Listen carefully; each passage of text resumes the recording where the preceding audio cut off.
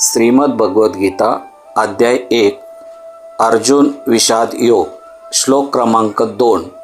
संजय उवाच दृष्ट्वा तो पांडवानीकं यूढं दुर्योधनस्तदा आचार्यम् उपसंगम्य राजा वचनं ब्रवीत।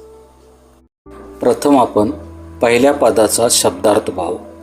दृष्ट्वा म्हणजे पाहून, तो म्हणजे आणि किंवा त्यावेळी, पांडवानीकम म्हणजे पांडवाची सेना, यूढम म्हणजे व्यवस्थित मांडलेले, दुर्योधनः म्हणजे दुर्योधन। दृष्ट्वा तो पांडवानीकम यूढं दुर्योधनस्तदा।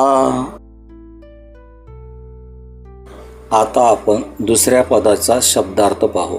आचार्यम उपसंगम्य म्हणजे द्रोणाचार्य यांच्याकडे जाऊन, राजा म्हणजे राजा, वचनम म्हणजे वचन, अब्रवीत म्हणजे असे म्हणाला।